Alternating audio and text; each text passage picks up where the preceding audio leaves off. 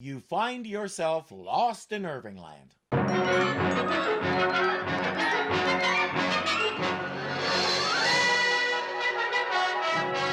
After all the complaining I've been doing about the episodes being so similar to each other, same pattern over and over and all that, along comes this episode, which I can honestly say is unique. There's not another one like it in the whole series. Before long, you'll see what I mean. 10 o'clock and all is well. 10 o'clock and all is well. Evening, Major West. 10 o'clock and all is well, sir. 1 minute past 10 and all is well. No, that's not it. He's played town crier on other occasions. Why, I don't know, because I'm pretty sure the hull of the ship is supposed to be soundproof so nobody can hear him anyway.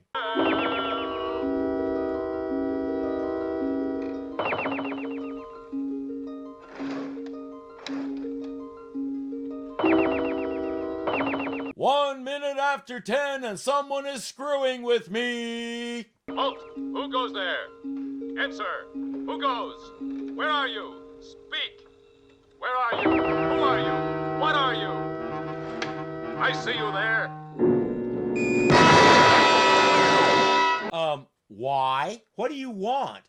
We won't find out. They vanish again and suddenly all power on the ship, including any reserve they had, is gone. The ship is basically dead. I wonder if the robot... Based on those helmets they're wearing, next time bring a horse and a lance before you try to talk to them. What is going on here?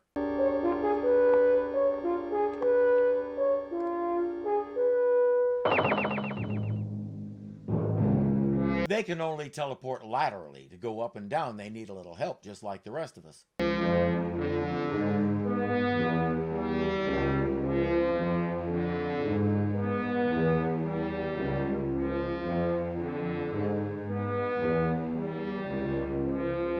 They'll stay invisible and explore the cabins. Each time one will say, "That one," and the other will say, "No, not that one." Dawn, is that you? What happened to the lights? Dawn? I thought I heard voices, but it's so dark. Oh well, Dawn will get the lights fixed in the morning. Go back to sleep.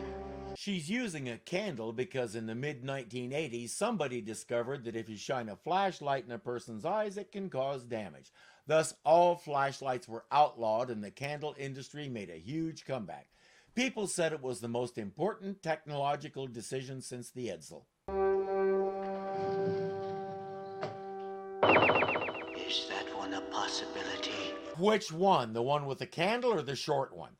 And it never occurs to these aliens to talk to the people and discuss whatever it is they want. I think that is one of the most irritating themes in this show. All aliens are arrogant, disrespectful bullies. Even a lost child like J5 fell into that trap, trying to force people to do what he wanted instead of asking for help. The three main types of conflict in fiction are person versus person, person versus nature, or person versus themselves. With rare exceptions, this season we've been stuck on the first one. I'll keep using J5 as an example. We could have had just as much action and drama in that episode if J5 had been straight with everybody and the main conflict was the approaching storm plus the caretaker's inability to work his machinery. We didn't need all of J5's deception, the Sabo trying to jerk Smith around. We didn't need any of it. But as I said last time, we gave up several episodes ago. Somebody over there knew the show was doomed and decided not to bother with those strenuous things like creativity, good story crafting, too much work. We're almost done here. We're spending more effort on updating our resumes than we are writing scripts. Dawn, what happened to you? I bumped my head in the floor last night. You what? Well, you know, the power went out, and I guess I tripped in the dark. When I came upstairs this morning, there was our brave leader lying flat on the floor. Apparently, he doesn't remember what caused it, because of course they can also wipe his memory. You can't be a proper alien jerk without that ability. The robot short-circuited at the same time. Ain't that a coinkydink that nobody's noticing? Outside, Will is tired of playing guitar and has built himself another instrument. If you can give me a hand, we can get it going. There's some rain clouds up there. Why do you need rain clouds to play a pipe organ? Speaking of which, where's the keyboard? The rainmakers. Why don't you put on some feathers and do a little dance? This is nothing to kid about. The drough's getting worse. Water, water everywhere, and not a drop to drink. Look, you two, if you have nothing better to do, why don't you check out the radar site? All right. Oh, it's a cloud seeding machine. They've been having a drought, as you heard, so they'll try anything.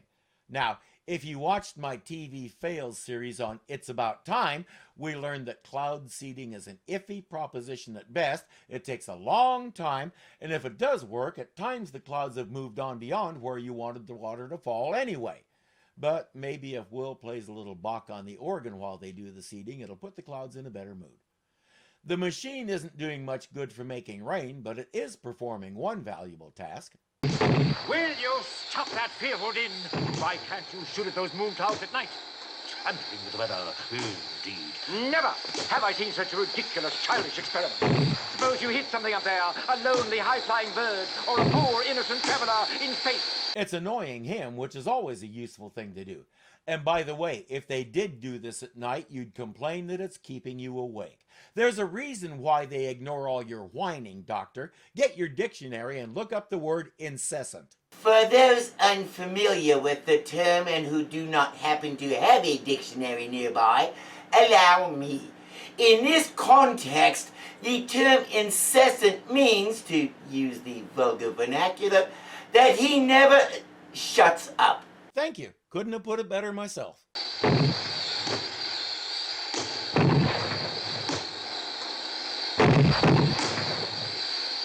Hold it, Will! Yeah, your pipe organ has several design flaws. First, you need more pipes. You don't even have a full octave there. You're 5 notes short. Second, you didn't tune this thing very well because all your pipes are playing the same note.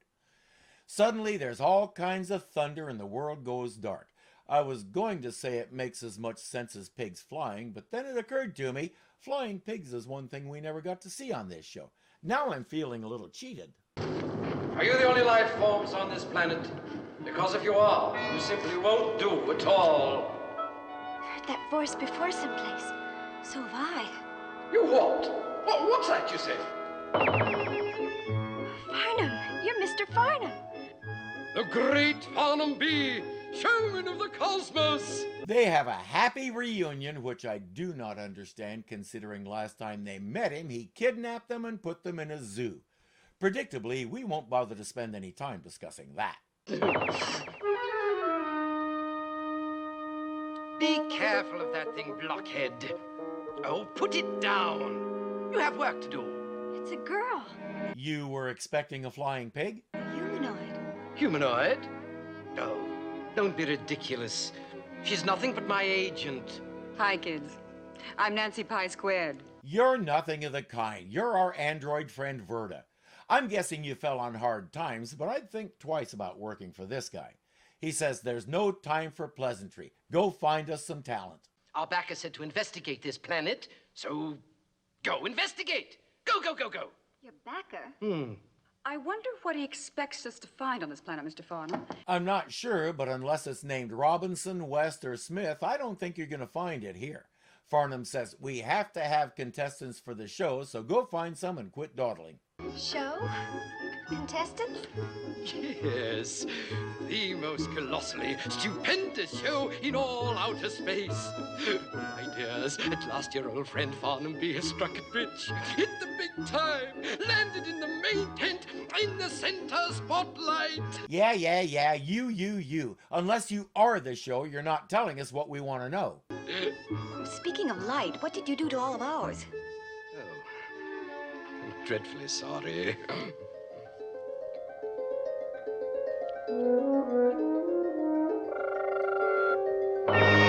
Nobody will ask why he turned it off in the first place, and you notice that in the future out in space, magic 8-balls are electric powered. I, the great Farnum B, once proprietor of a lowly zoo, am now master impresario of all feminine pulchritude, producer of the one and only beauty pageant in all these heavens. Now we know the full story. Were those medieval goons after Judy, Penny, or Maureen? Me? I'd enter all three of them and then declare a three-way tie. To select the most beautiful female life form there is. Miss Galaxy! Isn't that exciting? Yes. What a pity neither one of you qualifies. Oh, well. That settles it. He's after Maureen. I repeat, enter all three of them because you have three very distinctive types of feminine pulchritude right there in front of you. Penny is the soft, innocent type of beauty that takes your breath away. Judy is the classic beauty, nearly ideal both in form and face, and I'd put her up against anybody in any pageant you could name. Maureen has the solid, elegant beauty that says this is nobility personified, the kind of beauty that belongs on royalty. I think we'd all enjoy watching your judges try to sort that out. The judges will make their decision based on the Helen scale. The story goes that Helen of Troy was so beautiful, her face launched 1,000 ships when the Trojans kidnapped her. Hence, one Helen will launch 1,000 ships. A millihelen would launch one ship. A micro Helen would get a guy in a small rowboat or dinghy to row across the lake, and a pico Helen would make the captain scuttle the fleet. A kilo Helen would make all the rebel ships attack the Death Star, and a mega Helen would launch enough ships to imbalance the planet and throw it out of orbit. That may be more than mortal eyes can handle. Will is dragging Dr. Smith to go see Farnum. Really, William, I have no interest at all in visiting a fraud like Farnum. Never trust anyone in show business. That is my rule. He has obviously come here to borrow from us or to steal. Oh! What's that? Good heavens. That, my boy, is Miss Outer Teutonium. Isn't she charming? I'm pretty sure Judy and Penny would have explained about the beauty pageant, but as usual, Smith wasn't listening. He wants to know what Farnum is doing here.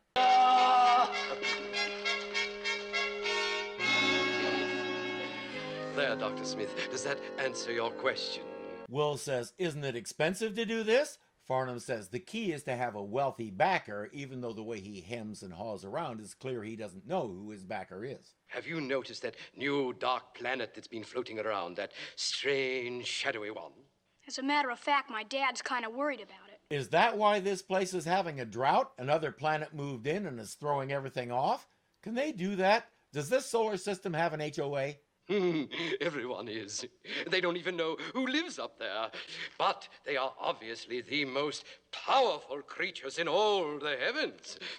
Well, let me tell you that my backer, my sponsor, you might say, is none other than the supreme and deadly dictator of that entire world. A vicious, brutal dictator, and you're okay with that backing you.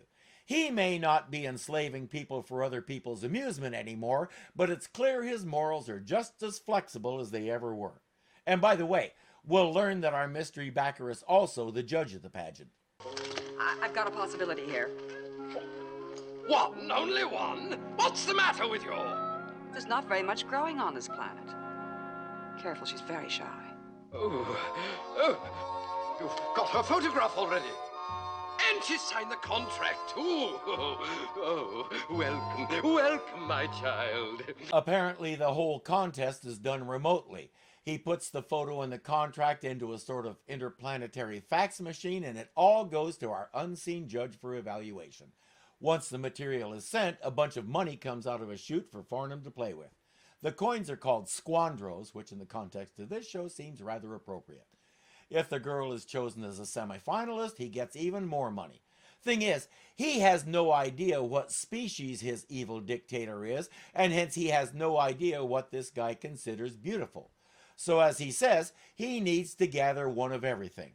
He's been hither and yon about the galaxy, collecting pictures and contracts, and he's almost ready for the actual pageant. But there's trouble in paradise.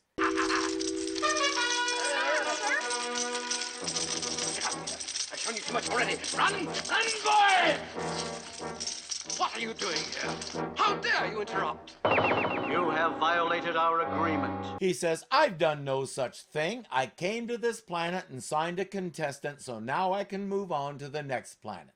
They say, no, there's another contestant on this planet. The pale-haired female humanoid must be signed. Judy? That's impossible. I refuse. I'm an independent artist. I won't stand for this sort of treatment. You'll have to speak to my agent. If Judy was the one you wanted in the first place, why didn't you just tell him so? This is another fine example of the sloppy writing. This creature sends him here, says find a contestant there, but doesn't bother to let him know there's a specific contestant in mind. This horrible dictator really wants this pageant to happen, so you'd think he'd try to make Farnum's job as efficient as possible, but maybe I just don't understand weird alien psyches, like our writers. Nancy comes in and the aliens leave. Farnum says, I've had enough of this. I'm breaking the contract. You, can't break the contract. And why not?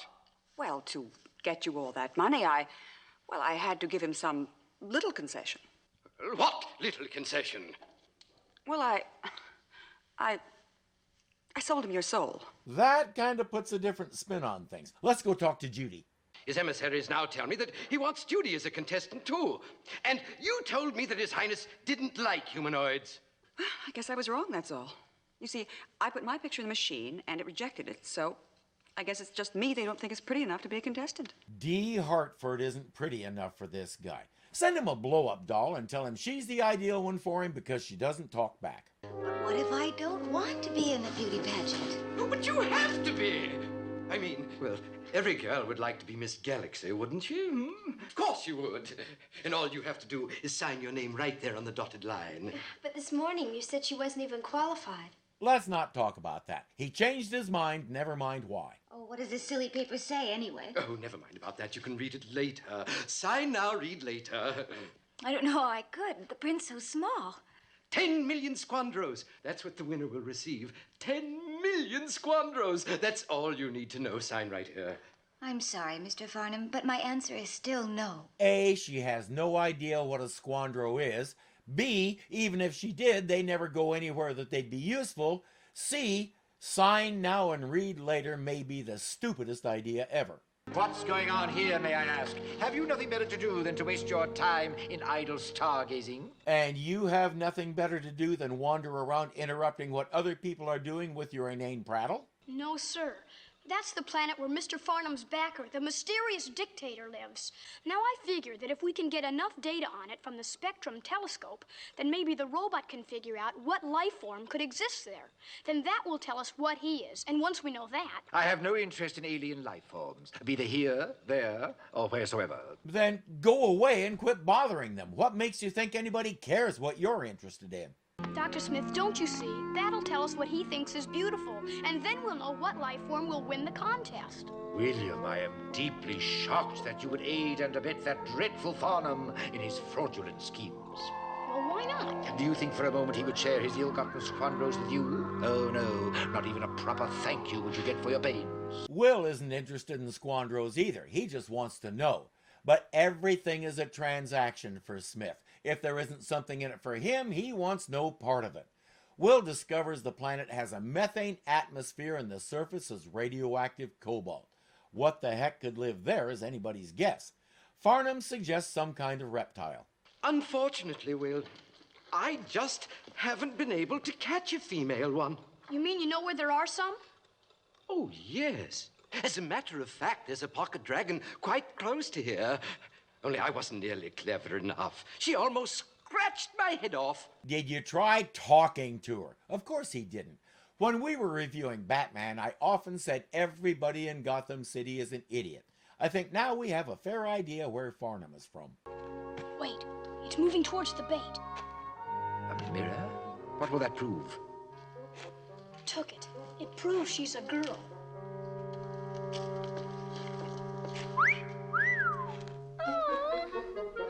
And she thinks she's pretty, so what more could you want? Now you see how easy it is. Now all you've got to do is sign her up. As I said, it never occurred to him to talk to her and ask if she'd like to be in a beauty contest. She's a semifinalist even, so he's in the money again. He says half for me, half for Will since he did the work. Now Smith is seeing dollar signs, or squandro signs, whatever those look like. Mr. Farnum, will these machines work for anyone?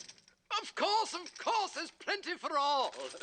The girl's photograph and her signed contract. That's all that one needs. Smith has decided he's going to sign Judy up and get some of that lovely money for himself. Dr. Smith, no, you just don't understand. You can't enter someone in a beauty pageant until they sign a contract. William, just tell me where Farnum keeps those contracts. I don't know. I'll go ask him. Well, that won't be necessary. There's no reason for us to divide the money with him, William. After all, Judy belongs to us, doesn't she? Now, where can they be? He finds a contract and forges Judy's name. Will isn't strong enough to stop him from putting the whole mess into the fax machine. Oh, lovely, William. We hit the jackpot. You've been accepted.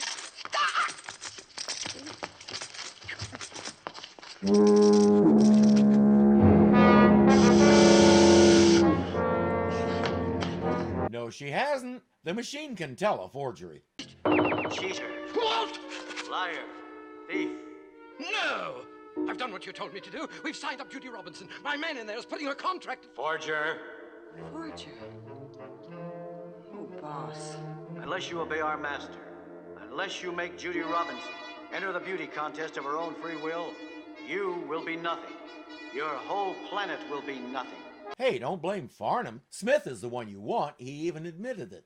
William, I take full responsibility for this. You will thank me for it in the long run. You will all thank me. And as usual, we have a self-appointed big shot who thinks it's okay to punish an entire planet for the actions of one person.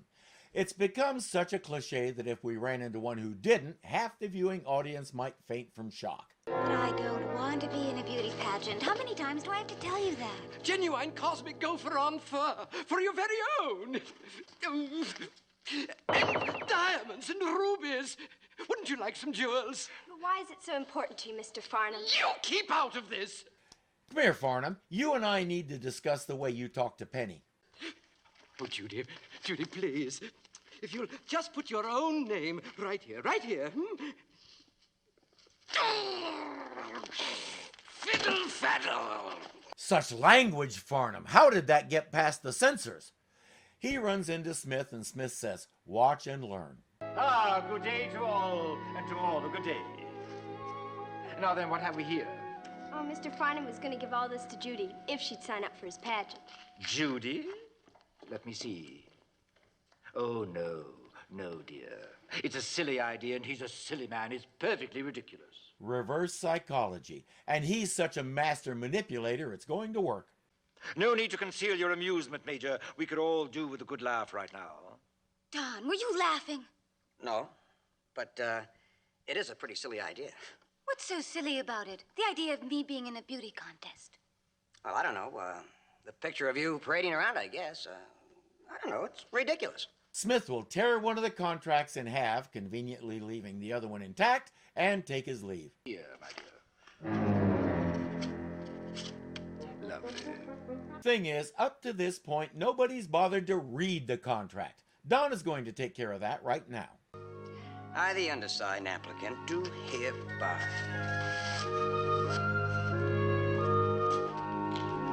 Everyone is preparing for the pageant, but as usual, Dr. Smith wants to throw a monkey wrench into the works. This time, it's with his own contestant. Our robot. Dr. Smith, really? Dr. Smith, what are you trying to do? Wreck my show? Of all the nerve. Get that pile of junk out of here. Junk, sir? Well, I never. I beg your pardon. He made a deal with Nancy. Since a robot has no use for money, the two of them will split the squandros when the robot wins, and to make it legitimate, they put Nancy's voice into him. The kids are splitting their sides laughing. Don isn't laughing. That dirty double-crossing. It is understood and agreed that the winner of this contest, Miss Galaxy, will travel to... Major! A starship has just landed. Smith, did you read the fine print in this contract? Major, a contract is a contract. They're all the same. Not this one. Read it. Judy doesn't have time to read it, so Don will give her the condensed version. The fine print in that contract reads that the winner of this contest must live in their galaxy forever. Now, come on, we're getting out of here. Places, everyone, places, he's coming! He's coming! Oh, would you mind, please? Thank you. Come along, Judy. Get your place up on the pedestal. That's it. Here's your candelabra. There you are, my dear. You don't have to obey him, Judy. Neither do you, Don. Grab him by the ends of his mustache and tell him no. Behold, his awesome magnificence. The supreme and dreadful ruler of the most powerful galaxy in space. Behold and tremble, the mysterious dictator. Insecure dictator is more like it. Anybody who thinks they have to have that many titles to prove they're a big shot still trembles in fear that they're actually a failure. Unfortunately, that kind of insecurity leads to a lust for power and the willingness to walk over the bloodied corpses of everyone around you in order to achieve it. He has chosen. At this moment, he has chosen. 10,000 years we have searched for such beauty. Step aside, Earthman. Even that isn't enough to shake Judy off the pedestal. And she should hop down and run because we all know she's the one he's chosen. It is you who will be our Miss Galaxy. You who will come to live with us forever. Behold your new master.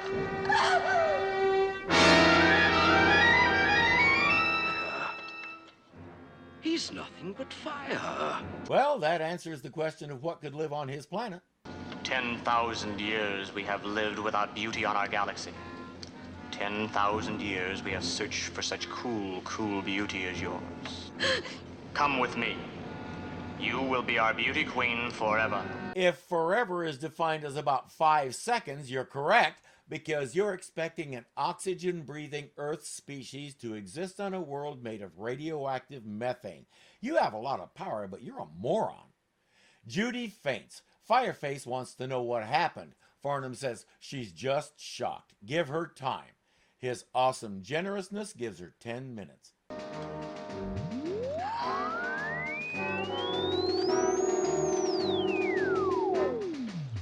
Nothing's happening. He is immune. I'll double the current.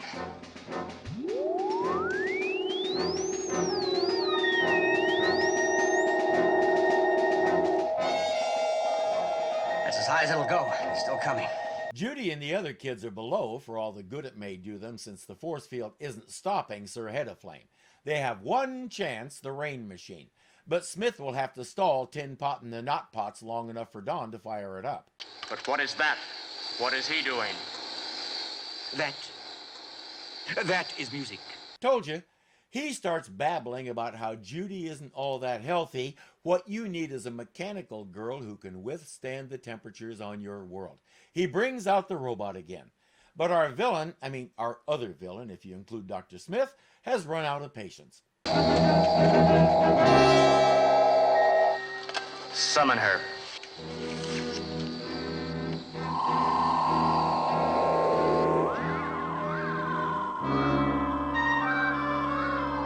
A contract that exerts power over the person who signed it. We've seen that before, too. When you start repeating things like that, you're officially out of ideas.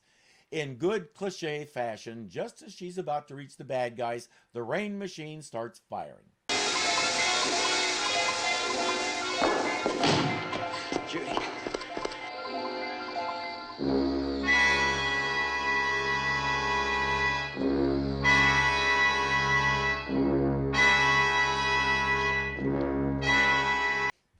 Wrong sound effect, guys. Let me fix that for you. You cursed brat! Look what you've done! I'm melting! Melting! Oh, what a world! What a world! Don, I promise I will never be in another beauty pageant as long as I live. Not necessary, Judy. Just promise to read the contract first. Do you really promise? Well, it was sort of fun having you come to my rescue like that. I know what you mean, Judy. Sometimes it's just nice to be noticed for a change. If Farnum hasn't noticed her, he has no business being in the beauty business. But he has his soul back, and Judy's contract is null and void in a puddle of slag. So these two will hop in their ship and move on to their next venture. Okay then, with all the cliches, recycled ideas, etc., etc., etc., why did I say this episode is unique? Because this one time, 4 episodes from the end of this series, Judy finally gets an episode of her own in which she gets to be herself. We've had 2 previous episodes that sort of featured Judy, and both times she was somebody else. The first time she was a plant copy of Judy, and the second time she was an imposter. Exactly once in all their travels through space, she's allowed to be herself. What's her role when she's allowed to be herself? The same as her role in all the other episodes of the series, eye candy. We focus on her looks. Of all the characters on the show, the character of Judy got the biggest shaft. She has the personality of an abstract painting. She consistently gets the fewest lines of any of the cast. She doesn't appear to have any useful skills. And when we changed the tone of the show, she wasn't even allowed a little romance with Don because someone was afraid younger viewers might find it icky. Ditto for John and Maureen. After the first season, they weren't permitted any more kissing scenes for the same reason. So here's the lineup. John Robinson is the commander. Maureen Robinson is his good right hand and can handle just about anything on the ship, including the kitchen. Major West is the pilot, mechanic, and John's de facto therapist. Will is the scientist focusing on electronics, while Penny is the botanist, the ideal one to make first contact with other species because she excels at making friends and also helps prepare the food. Dr. Smith is the pain in everyone's butt. Judy is there. She helps set the table. That's one thing the 1998 movie did right. Judy was an equal, a scientist in her own right with enough attitude to keep Major West guessing. She was a full-fledged person. I haven't seen the 2018 series yet, so I don't know what they did there. Feel free to enlighten me. I'm not worried about spoilers. In any event, from here to the end, Judy will go back to being set dressing. But for a brief, shining moment, she was a real human being. Let us never forget that. If you enjoyed this episode, click the like button and let us know. Be sure to subscribe and click the bell so you always know what is happening, because something is always happening here at Irving Zoo. We make sure of it. We control his computer. Until next time. Person versus person. Person versus person. Okay, that didn't work.